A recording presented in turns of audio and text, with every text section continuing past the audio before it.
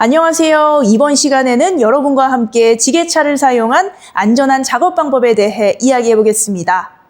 여러분, 이런 말 많이 하시죠? 지게차 운전은 내가 제일 자신 있어. 사고는 초보들이나 나는 거야. 이 말이 어느 정도 이해되기도 합니다. 지게차 운전 작업을 오래 하게 되면 레버를 잡는 순간 몸이 먼저 반응합니다. 짐의 높이도 감으로 맞추고 회전 반경도 눈으로 재지 않아도 알게 되죠. 그런데 문제는 사고가 지게차 조작을 잘 못해서만 발생하는 것이 아니라는 점입니다. 오히려 익숙함 때문에 긴장이 풀린 순간 사고가 발생하는 경우도 적지 않습니다. 이번 교육에서는 단순히 지게차를 안전하게 운전하세요라는 당연한 이야기만 하려는 것이 아닙니다.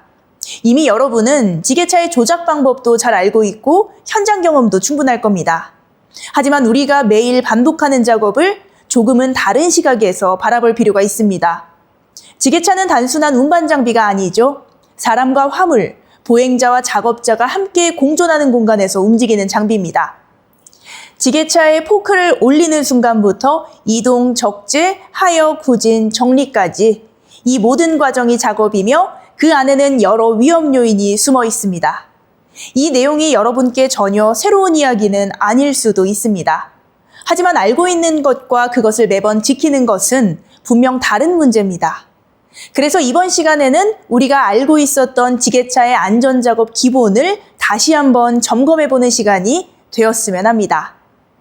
지게차는 제조업, 건설 현장, 물류창고, 도소매업까지 다양한 산업 현장에서 널리 사용되고 있습니다.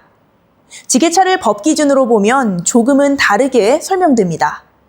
건설기계관리법에서는 타이어식 구조를 갖추고 도로 주행이 가능한 지게차를 기준으로 보고 있고, 산업안전보건법에서는 등록 여부보다는 화물을 들어 올리고 내리는 기능과 동력으로 움직이는 구조를 갖추었는지를 기준으로 지게차를 판단합니다. 결국 법마다 기준은 조금 다르지만 핵심은 화물을 들어 올리고 이동하는 동력 장비라는 점입니다. 그럼 이번에는 지게차 재해 발생 현황을 살펴볼게요.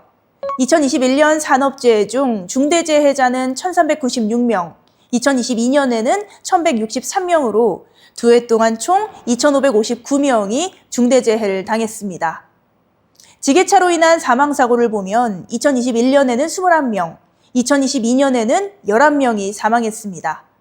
단 2년 동안 총 32명이 지게차 사고로 목숨을 잃은 겁니다. 지게차는 현장에서 꼭 필요한 장비입니다. 하지만 사고가 발생하면 그 결과가 매우 치명적일 수 있다는 점을 보여주는 수치입니다. 그리고 이러한 경향은 최근 통계에서도 크게 달라지지 않고 있습니다. 2024년 산업재해 통계를 보면 지게차 관련 사고재해자는 총 1,600명입니다. 이 중 부딪힘 사고가 857건으로 가장 많았고 그 사고 중 10명은 사망으로 이어졌습니다.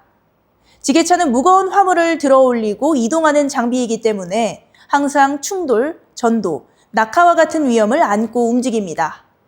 현장에서는 매우 흔하게 볼 수 있는 장비지만 이 통계는 익숙한 장비일수록 더 조심해야 한다는 사실을 보여주고 있습니다. 대표적인 지게차 사고 유형을 정리해 보겠습니다. 먼저 전복사고입니다. 전복사고는 집안이 약한 곳이나 굴착부 근처에서 작업할 때 과적 상태, 급회전, 급제동 등의 상황에서 많이 발생합니다. 특히 지게차의 허용 하중을 초과하여 화물을 적재하면 전복 위험이 크게 증가하기 때문에 반드시 허용 하중을 지켜 작업해야 합니다. 다음은 충돌사고입니다. 충돌사고는 작업구역 안으로 보행자가 들어오거나 출입 통제가 제대로 이루어지지 않을 때 자주 발생합니다. 또한 후진 시 시야가 제한되는 것도 주요 원인 중 하나입니다. 다음으로 끼임사고입니다. 끼임사고는 승하차 과정에서 손이나 발이 포크나 차체 사이에 끼이거나 작업 중 인접 장비와의 간격 확보가 부족할 때 발생합니다. 또한 붕괴 도개사고도 발생할 수 있습니다. 이는 적재 불량이나 과적으로 인해 화물이 무너지는 경우로 지지대 없이 약한 집안에서 작업할 때 위험이 더욱 커집니다. 추락사고는 안전벨트를 착용하지 않은 상황에서 작업하다 발생하거나 포크 위에 임의로 작업대를 설치하여 작업할 때 발생하는 경우가 많습니다. 낙하 비례 사고는 화물을 제대로 결속하지 않은 상태에서 인양하거나 이동하는 과정에서 화물이 떨어질 때 발생합니다. 마지막으로 감전 사고입니다. 전선이나 전기 설비 인근에서 작업하면서 안전조치가 미흡할 때 발생할 수 있습니다. 정리해보면 지게차 사고는 단순한 기기 고장보다는 현장의 통제 부족, 작업 전 점검 미흡, 그리고 기본적인 안전수칙을 지키지 않았을 때 발생하는 경우가 많습니다. 결국 지게차 사고는 특별한 상황에서만 발생하는 것이 아니라 기본적인 안전수칙을 지키지 않았을 때 가장 많이 발생합니다. 지금까지 지게차 사고가 어떤 형태로 발생하는지 살펴봤습니다. 부딪힘, 끼임, 전복, 낙하, 추락, 감전까지 유형만 놓고 보면 단순한 분류처럼 보일 수 있습니다. 하지만 이 사고들은 통계 속 숫자로만 존재하는 게 아닙니다. 현장에서는 한순간의 판단, 한 번의 방심으로 현실이 될 수 있습니다. 그래서 이제는 이 재해 유형들이 실제 현장에서 어떻게 사고로 이어졌는지 사례를 통해 살펴볼게요. 먼저 첫 번째 사례입니다. 사업장 내에서 한 작업자가 도로를 건너가고 있었습니다. 그때 지게차 한 대가 적재물을 싣고 이동 중이었는데 문제는 적재물이 전방 시야를 상당 부분 가리고 있었다는 점입니다. 운전자는 보행자를 제때 발견하지 못했고 결국 충돌 사고로 이어졌고 보행자는 사망했습니다. 이 사고에서 가장 직접적인 원인은 전방 시야가 확보되지 않은 상태로 운행했다는 점입니다. 여러분, 지게차를 운행할 때 전방 시야가 확보되는 것이 왜 중요한지 알고 계신가요? 이 사진을 보면 그 이유를 쉽게 알 수 있습니다. 화물을 시야가 확보되지 않을 정도로 적재했을 경우 여러분이 볼 수 있는 시야입니다. 만약 이런 상황에서 지게차 앞에 근로자가 작업하고 있다면 운전자는 충돌 직전까지도 사람의 존재를 전혀 인식하지 못해 끔찍한 인명사고로 이어질 수 있습니다. 하지만 그 이면을 보면 더 큰 문제가 있습니다. 보행자와 장비의 동선이 분리되지 않았고 작업 계획서도 없었으며 지게차 이동을 통제하거나 유도할 인원도 배치되지 않았습니다. 즉, 단순히 못 봤다의 문제가 아니라 관리 체계 자체가 없었던 상황이었습니다. 예방은 복잡하지 않습니다. 적재물은 반드시 전방 시야를 확보할 수 있는 높이까지만 적재하고 후진 운행할 때 유도자를 배치해야 합니다. 또한 보행자 통로와 지게차의 운행로는 분리해야 하며 지게차 작업 시 사전 계획서를 수립해 계획상의 안전한 작업이 이루어져야 합니다. 이 사고는 이와 같은 기본적인 안전만 지켰어도 막을 수 있었던 사고라고 할 수 있습니다. 두 번째 사고는 적재 작업 중에 발생했습니다. 지게차로 포장 박스를 트럭에 적재하던 중 포크 위에 쌓인 박스가 운전석 방향으로 기울기 시작했습니다. 운전자는 이를 붙잡으려고 자리에서 일어나 손을 뻗었고 그 과정에서 발이 조종 레버를 건드렸습니다. 그로 인해 지게차가 예기치 않게 움직였고 운전자의 흉부가 마스트와 프레임 사이에 끼이는 치명적인 사고가 발생했습니다.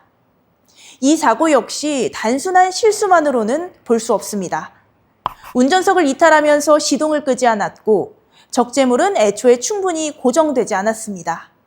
또한 작업 절차에 대한 명확한 계획과 관리가 이루어지지 않았죠. 지게차는 작은 조작에도 빠르게 반응하는 장비입니다.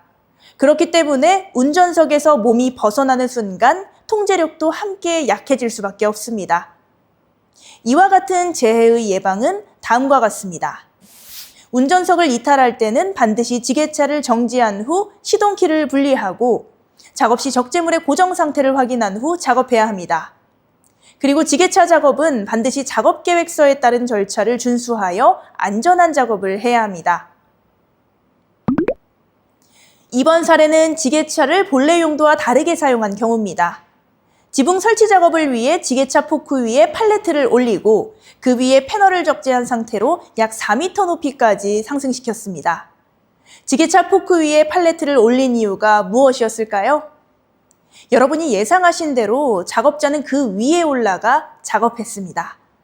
지게차 포크 위에 올려진 팔레트 위에서 작업자는 지붕 설치 작업을 진행하였고 작업 중 균형을 잃으면서 팔레트와 함께 바닥으로 추락했습니다. 결국 이 사고는 사망사고로 이어졌는데요. 여러분, 지게차 포크는 사람을 태우기 위한 구조가 아닙니다. 그럼에도 불구하고 현장에서는 포크 위에 작업 발판을 올려놓고 작업하는 경우가 종종 있습니다. 하지만 이런 작업 방식은 매우 위험합니다. 포크 위에서 작업할 경우 조금의 흔들림만 발생해도 중심이 쉽게 무너질 수 있기 때문입니다. 또한 이 사례를 보면 작업자가 운전석이 아닌 곳에 탑승해 있었고 추락을 방지하기 위한 안전설비도 전혀 설치되어 있지 않았습니다. 따라서 고소 작업을 할 때는 반드시 전용 작업대와 추락 방지 장치를 사용해야 합니다. 결국 이 사고는 잠깐 작업하는데 이 정도는 괜찮겠지 라는 순간의 판단이 돌이킬 수 없는 결과로 이어진 사례라고 할 수 있습니다. 이 세 가지 사례는 서로 다른 상황처럼 보이지만 공통점이 있습니다. 바로 지게차의 기계적인 고장으로 발생한 사고가 아니라 지게차의 특성에 대한 이해 부족과 기본 안전 절차 미준수, 그리고 현장 통제의 부재가 함께 겹치면서 발생했다는 점입니다. 즉, 사고의 원인은 장비 자체가 아니라 작업 방식과 관리의 문제였다고 볼 수 있습니다. 지게차는 현장에서 매우 효율적인 장비입니다. 하지만 그만큼 힘이 강하고 무겁고 빠르게 움직이는 장비이기도 합니다. 그렇기 때문에 지게차를 사용하는 작업에서는 다른 작업보다 더 엄격하게 안전수칙을 지킬 필요가 있습니다. 기본을 지키는 일이 때로는 번거롭게 느껴질 수 있습니다. 그러나 그 기본이 바로 사고를 막는 가장 확실한 안전장치입니다. 오늘 강의를 마무리해 보겠습니다. 지게차 사고는 대부분 어려운 작업에서 나지 않습니다. 익숙한 작업에서 한번 생략한 기본에서 시작됩니다. 잠깐이면 괜찮겠지. 그 순간이 사고가 되는 겁니다. 결국 안전은 특별한 기술이 아니라 매번 같은 기준을 지키는 습관입니다. 현장으로 돌아가시면 한 번 더 확인하고 움직인다. 이 한 가지만 기억해 주시길 바랍니다. 그 한 번의 확인이 여러분의 사고를 막습니다. 긴 시간 고생 많으셨습니다. 고맙습니다.